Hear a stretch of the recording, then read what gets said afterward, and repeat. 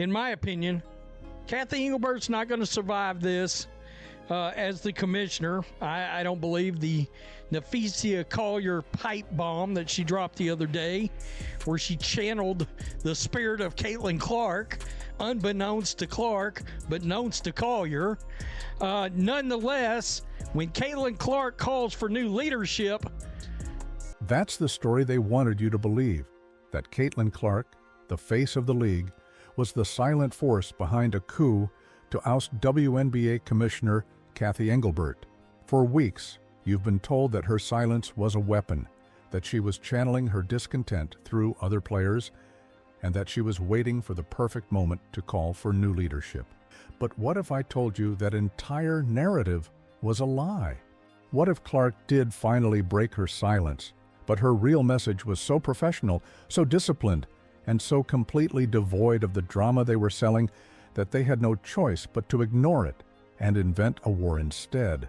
Today, we're going to expose how that lie was constructed.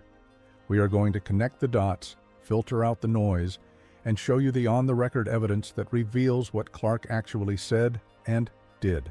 We will deconstruct the proxy war the media is trying to create and reveal the truth they don't want you to see.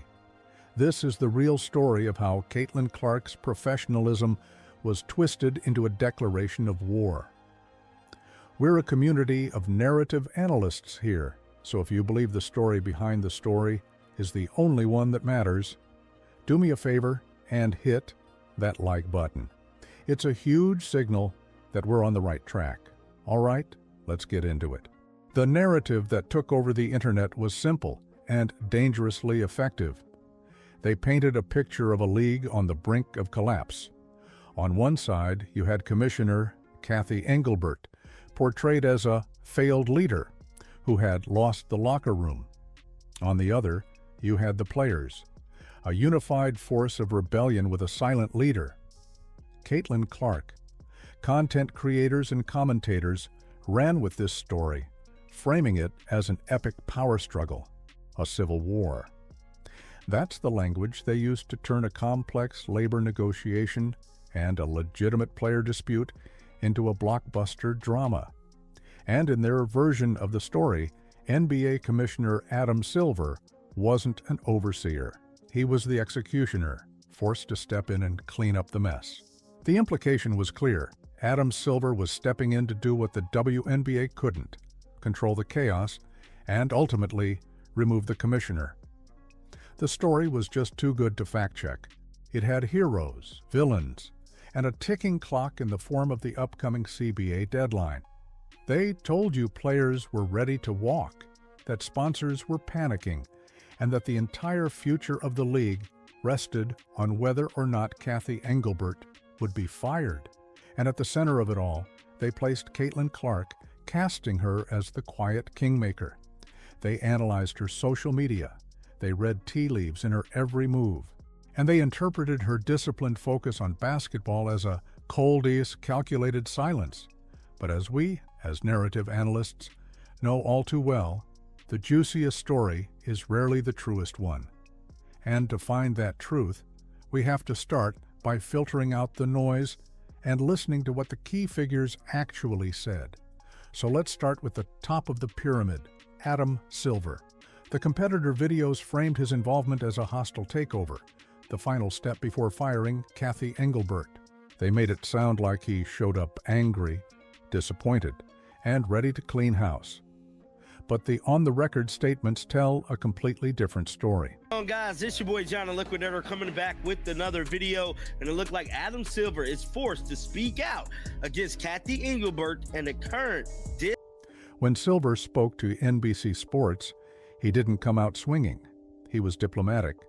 He acknowledged the reality of the situation, calling the public disputes unfortunate timing during the finals and describing the league's turmoil as growing pains. And yes, he dropped the key phrase that the outraged channel seized on. He said, quote, "There's relationship issues as well. I'm confident we can fix those over time." Relationship issues. That was the single thread they pulled to unravel their entire conspiracy. To them, that was code for "she's fired." but they conveniently left out the rest of the context. In those same public appearances, Adam Silver also praised Engelbert's leadership for the league's historic growth. He didn't sound like an executioner. He sounded like a boss managing a high-growth company facing predictable challenges. He expressed absolute confidence that a new CBA deal would get done. That is not the language of a man about to blow up his own league's leadership. The media took the grain of truth, the existence of relationship issues, and buried it under a mountain of speculation. They ignored the praise, they downplayed the confidence, and they sold you the most dramatic version of events because a calm-it-are, confident commissioner doesn't generate clicks. A civil war does. What do you think when you see the full context? Was this just sloppy reporting, or was it a deliberate manipulation to create a story that wasn't there? Let me know your take in the comments.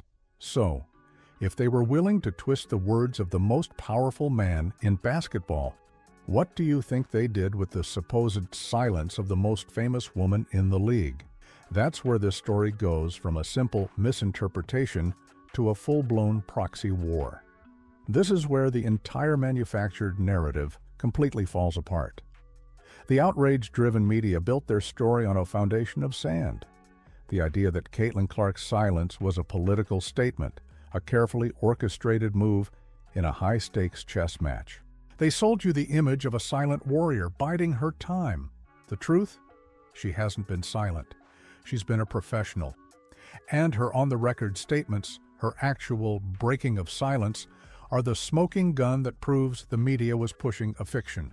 Let's look at the evidence. She stepped out and started talking about the crazy nonsense of a civil war that's going on between Iron Man or Iron Woman, Cathy Engelbert, and Captain America, Napheesa Collier.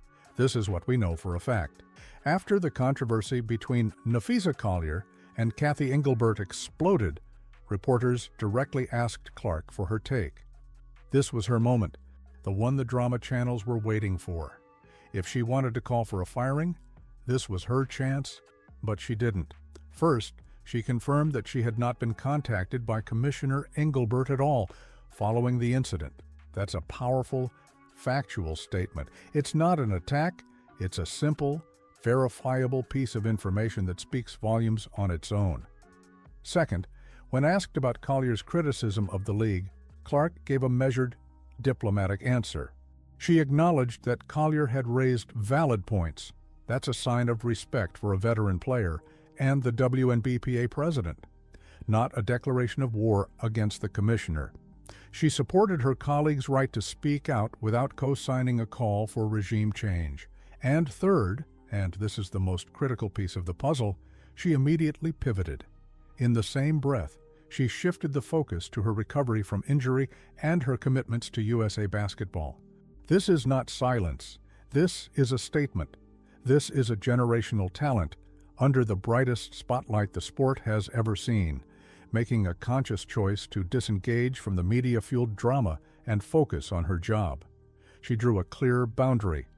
Her on-the-record position has been consistent. She respects the players' union, but her energy is dedicated to the court, not to front office politics. She never endorsed a leadership change. So why would the media ignore this? Why would they take this clear, professional stance and twist it into a narrative about a secret plot to get the commissioner fired? Because her professionalism doesn't sell. Her discipline is boring. It doesn't fit the Civil War narrative they worked so hard to build. And that is how a star athlete's professionalism gets turned into a weapon in a proxy war she never wanted to fight. Okay, now we're getting into the story behind the story, the part the mainstream sports media won't touch. This isn't just about a single player or commissioner. This is the new playbook for covering the WNBA. The league is experiencing a meteoric rise, an explosion in popularity and revenue driven almost entirely by the Caitlin Clark effect. That new audience is a gold mine, and media channels know that nothing mines for engagement faster than controversy. Since Caitlin Clark has deliberately refused to give them the conflict they crave, they are forced to create it for her. They have cast her as the main character in a proxy war. They take her professionalism and label it cold silence. They scrutinize her social media, looking for any sign they can twist into a declaration of war, a missed repost, a delayed like, because their business model depends on it. The narrative that she's trying to get the commissioner fired is more profitable than the truth, which is that she's an elite athlete focused on her job. The real civil war isn't happening in the WNBA locker room. It's happening between media channels fighting for your attention, using Caitlin Clark as their unwilling weapon. So, Caitlin Clark did break her silence. She broke it by refusing to play their game, by answering their questions with calm professionalism, and by dedicating her focus to the court.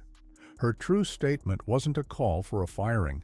It was a masterclass in how to navigate a media landscape that sees her not as a person, but as a product to be monetized through manufactured outrage. The feud isn't real, but the danger of the media's proxy war is. So what's your take on all this? Who is more responsible for this false narrative taking over? The media channels that create the drama, or the algorithm that rewards them for it? Let us know your detailed theory in the comment section below. We are tracking these evolving narratives every single day. To make sure you don't miss our next investigation, subscribe to the channel and turn on all notifications. And finally, if you have a friend who is tired of the clickbait and wants the real story behind the headlines, share this video with them. Every narrative analyst deserves to be in on the real conversation.